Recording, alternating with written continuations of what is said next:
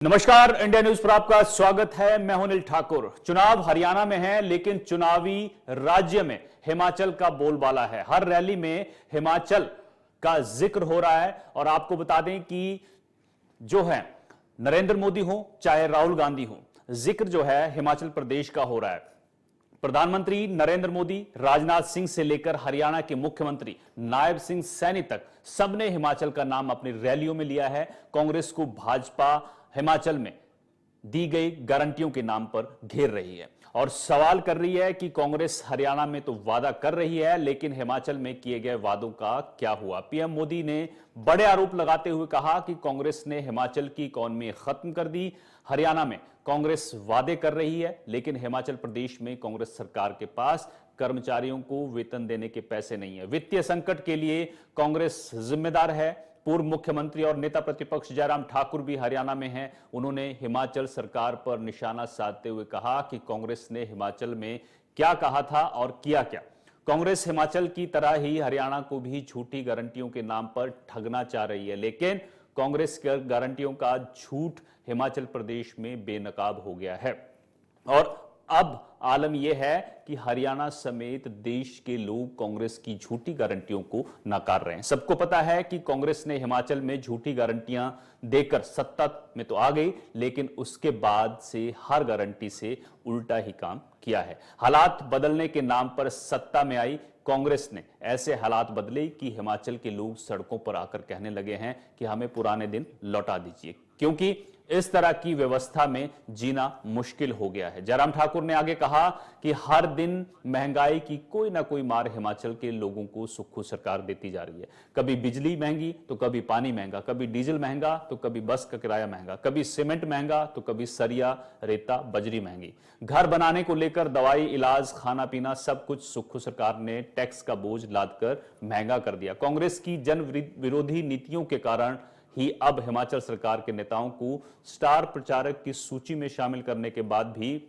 जम्मू कश्मीर और हरियाणा के चुनाव प्रचार से दूर रखा गया है। आपको सुनाते हैं राहुल गांधी ने क्या कुछ कहा, प्रधानमंत्री नरेंद्र मोदी ने क्या पलटवार किया है और जयराम ठाकुर ने क्या कहा है।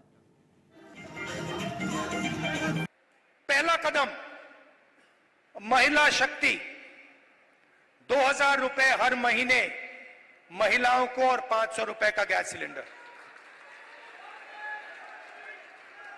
दूसरा कदम,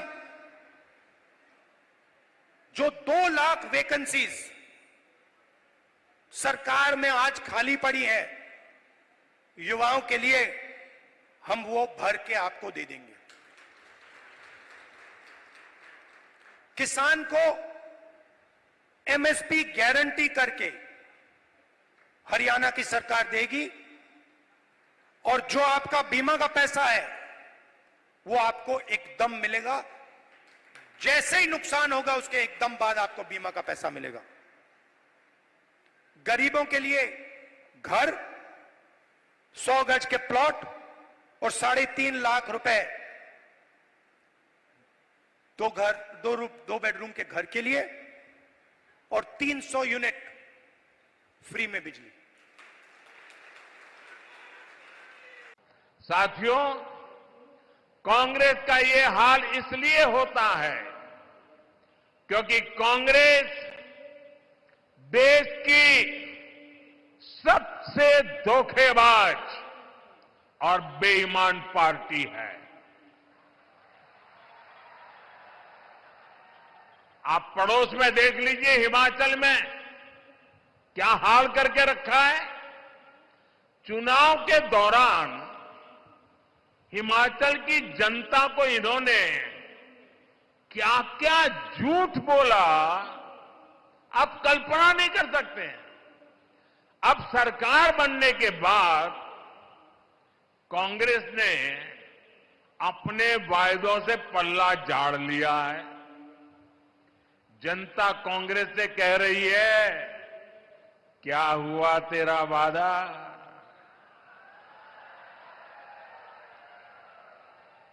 और कांग्रेस जनता से पूछ रही है, तुम कौन? दिल्ली के शाही परिवार ने झूठ बोलकर हिमाचल के लोगों को फंसा दिया। आज हिमाचल में कर्मचारियों को उनकी सैलरी और डीए देने तक इनके पास बजट नहीं है। डिफरेंस रहा।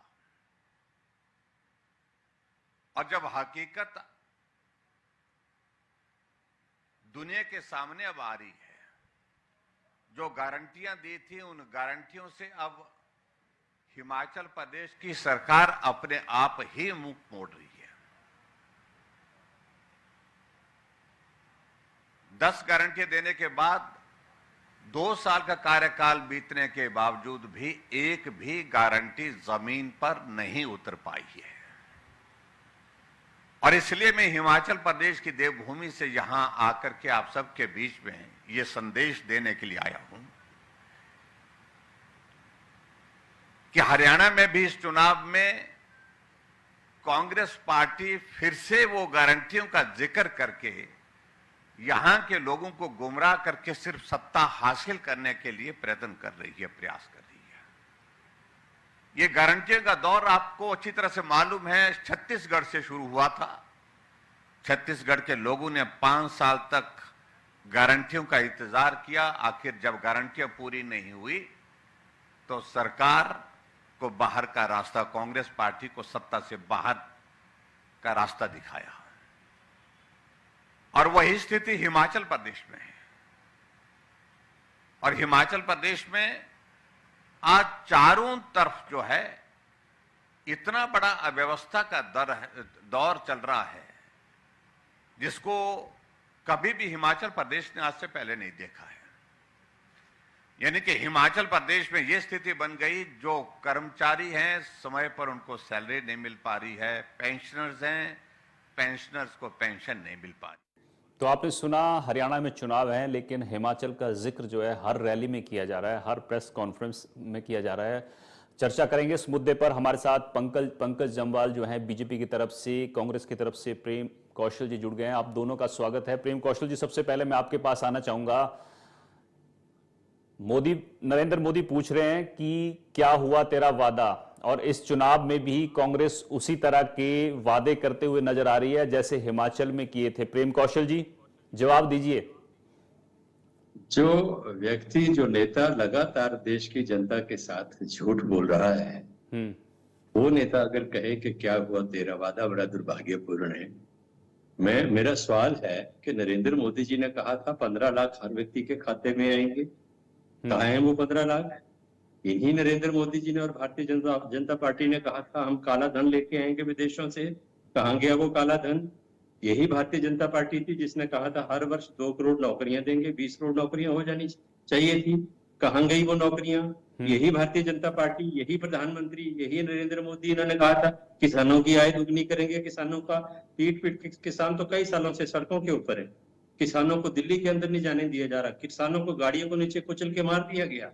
यही है जो कहते थे नौजवानों का, महिलाओं का हम सशक्तिकरण करेंगे। हरियाणा की ही पहलवान बेटियों के साथ क्या सलूक हुआ किसी से छुपा नहीं है।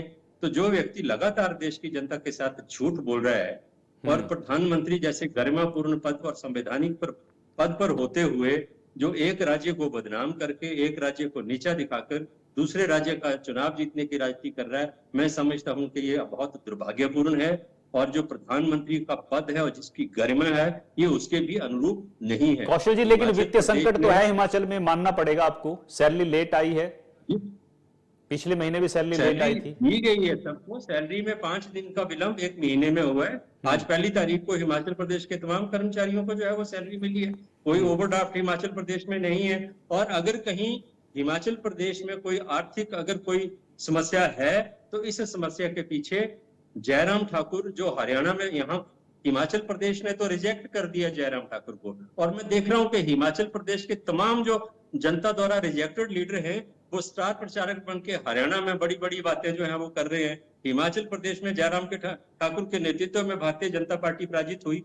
हिमाचल प्रदेश में जयराम ने षड्यंत्र रचा केंद्रीय नेताओं के साथ मिलकर हिमाचल प्रदेश की चुनी हुई सरकार को गिराने का, उसमें असफल हुए।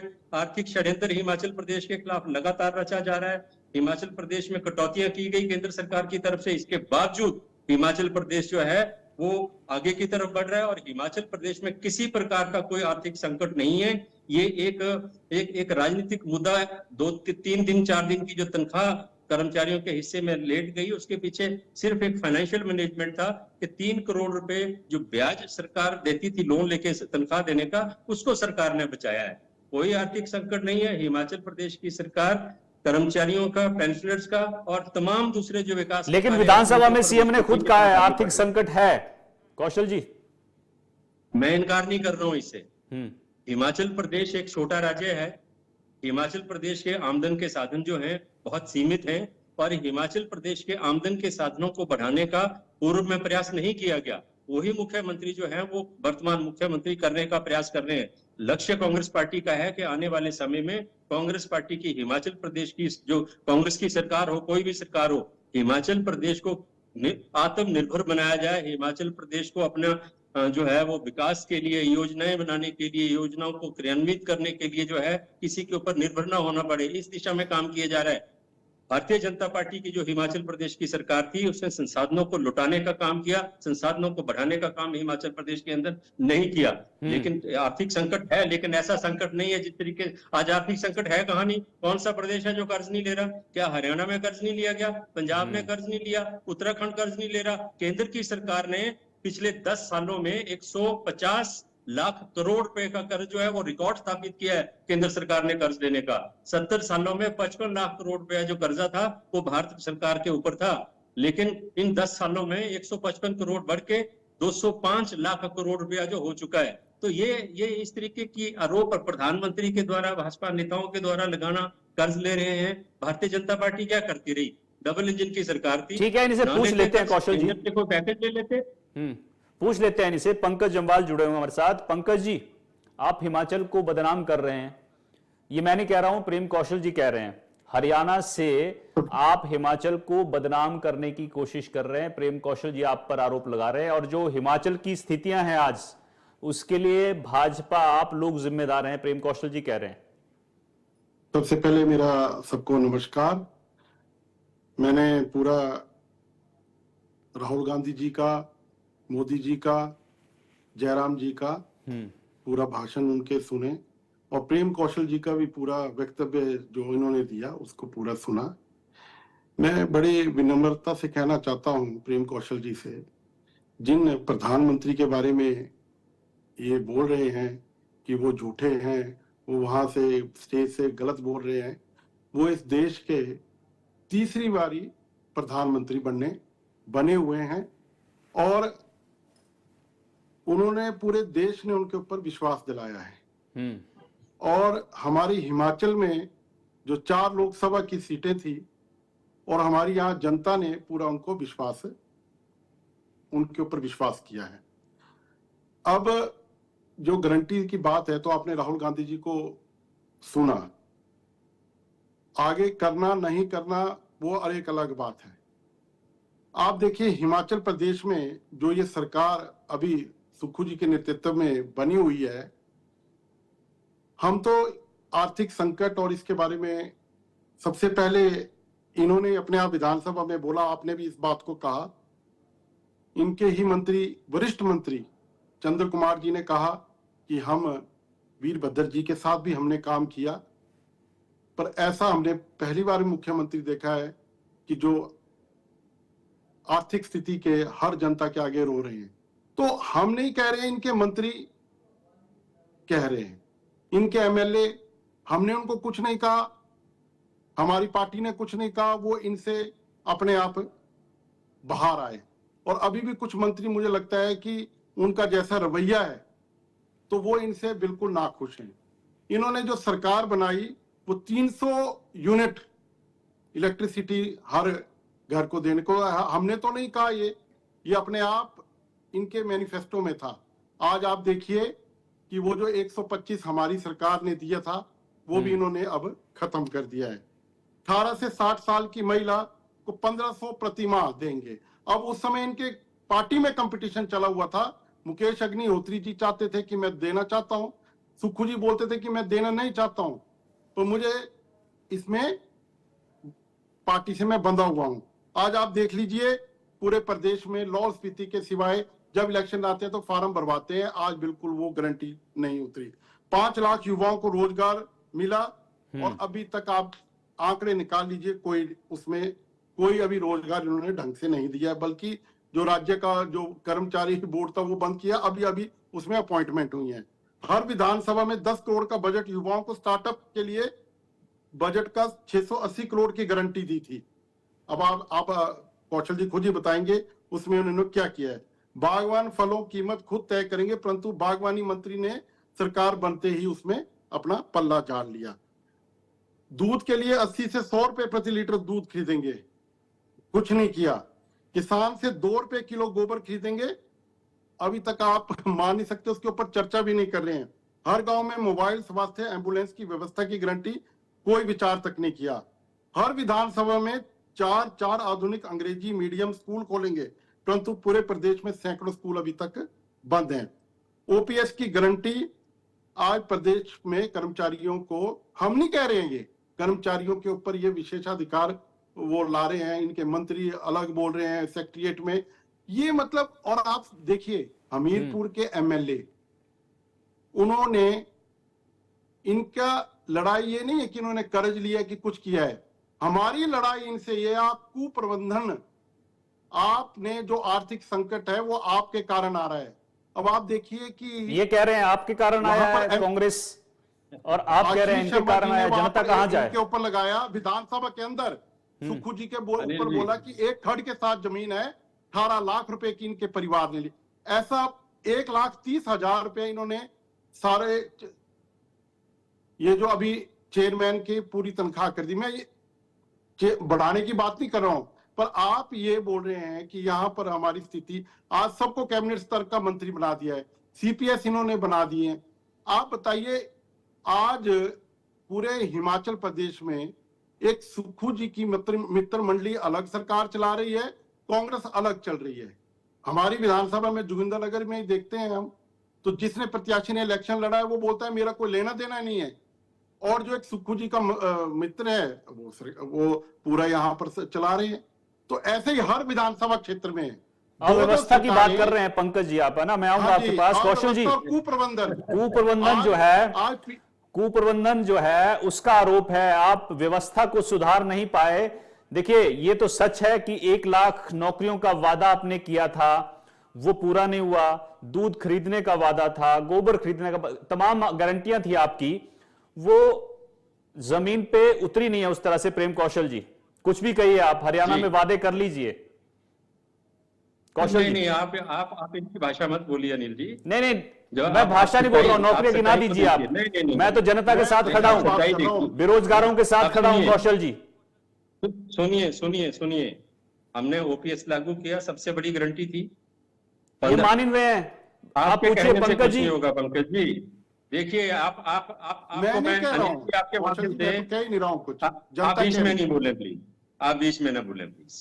अनिल जी, मैं आपके माध्यम से कहना चाहता हूं जी कि ये तमाम मुद्दे जो अभी पंकज जी ने आपके साथ इस चर्चा में उठाए, पीछे जब सरकार गिराने का षड्यंत्र भाजपा ने रचा, उसके बाद जो उपचुनाव हिमाचल प्रदेश के अंदर हुए 9 विधानसभा क्षेत्रों में, उन चुनावों में भी भारतीय जनता पार्टी ने इन मुद्दों को बड़े जोर शोर से और इसमें कई तरह के झूठ जोड़ के जो था वो उनको उछाला, लेकिन लोगों ने हिमाचल प्रदेश में भारतीय जनता पार्टी के इन आरोपों को और इन मुद्दों को पूरी तरह से दरकिनार किया, रिजेक्ट किया। मैं कह रहा था ओपीएस हमने दिया, 1500 रुपए की जो महिलाओं को पेंशन देने की बात है, इस योजना को चरणबद्ध तरीके से हम लागू कर रहे हैं।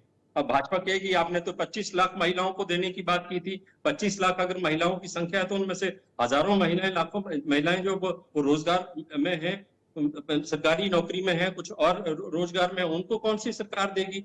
और देखिए, बिजली की आपने बात की, 2 मुद्दे हैं अनिल जी इस वक्त प्रदेश के अंदर।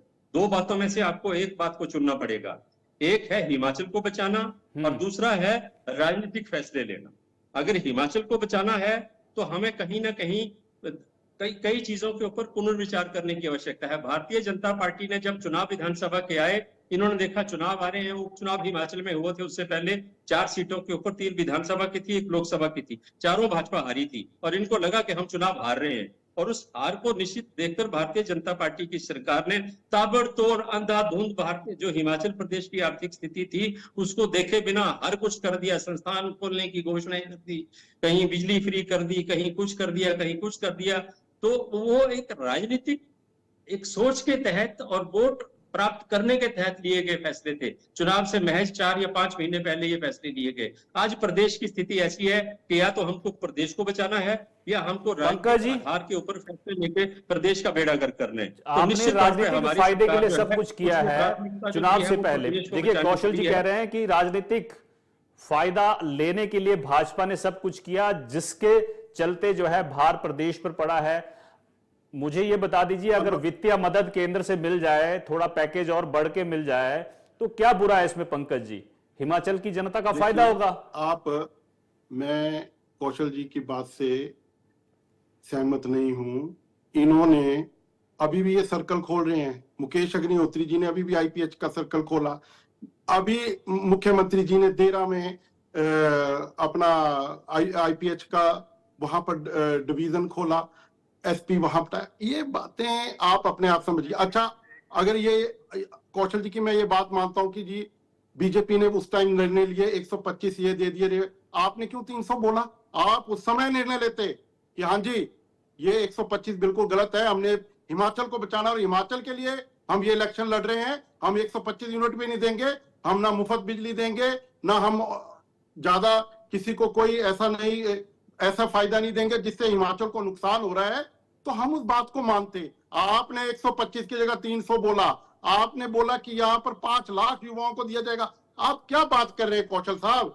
ये आप ऐसी बातें, हम यहाँ हम जीते हुए हैं। आप क्या आपने हमारे सारे निर्णय क्या वो जयराम जी ने अपनी जेब से दिए? वो लोग वहां चाहते थे कि हमारे स्कूल बने, लोग चाहते थे हमारे।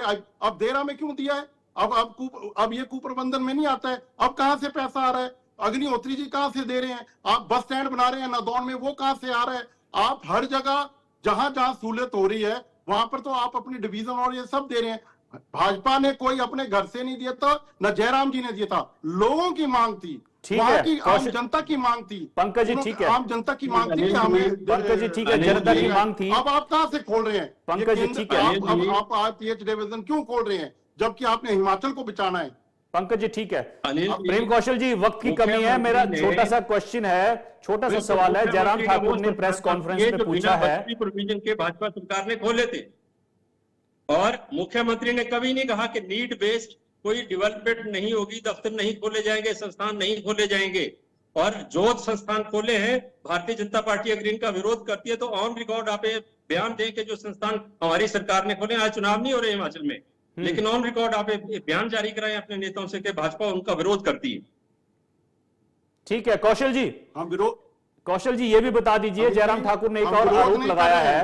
हम ये कह रहे हैं कि आपका क्यों विरोध कर रहे हैं? बोलने में आपका सवाल नहीं सुन पा रहा हूं कि स्टार प्रचारक की सूची में कई नेता थे हिमाचल से, लेकिन वो हरियाणा में गए नहीं। कहां, कौन सी? हमारे? हाँ, ये जयराम ठाकुर ने सवाल किया है। हमारे जिन लोगों की, देखिए अनिल जी, जिन लोगों की, विधायकों की, नेताओं की ड्यूटी लगी है चंडू जम्मू कश्मीर में, हरियाणा में, सब गए हैं। मुख्यमंत्री की सेहत ठीक नहीं होने की वजह से वो हरियाणा में चुनाव प्रचार में हिस्सा नहीं ले पाए हैं। आप जानते हैं कि वो कार्यालय भी नहीं जा रहे हैं, वो आराम कर रहे हैं डॉक्टरों की सलाह के ऊपर।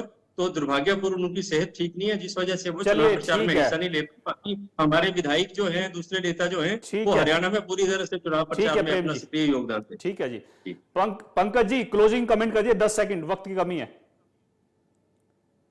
देखिए जी, मेरा तो यही मानना है कि कांग्रेस एक झूठ का पुलिंदा है और हर स्टेट में ऐसे ही झूठ बोल रहे हैं। छत्तीसगढ़ में भी इन्होंने ऐसे ही झूठ बोला और वहां पर इनको पूरा पता था कि ये सोच रहे थे दोबारा झूठ बोलकर हम आएंगे। इनका पूरा वहां पर ये हारे। मध्य प्रदेश में भी इन्होंने ऐसा ही झूठ बोला। चलिए ठीक है, बहुत बहुत शुक्रिया पंकज जी, बहुत बहुत शुक्रिया। प्रेम कौशल जी, बहुत बहुत शुक्रिया। माफी चाहूंगा, वक्त की कमी है, लेकिन आरोप प्रत्यारोप का दौर जारी है। चुनाव हरियाणा में है, लेकिन हिमाचल का जिक्र जो है हर रैली, हर प्रेस कॉन्फ्रेंस में हो रहा है, क्योंकि भाजपा आरोप लगा रही है कि हिमाचल सरकार, कांग्रेस ने अपनी गारंटियां जो है हिमाचल में पूरी नहीं की है, तो हरियाणा में कहां से करेंगी। फिलहाल मेरे साथ इतना ही। आप देखते रहिए इंडिया न्यूज। नमस्कार।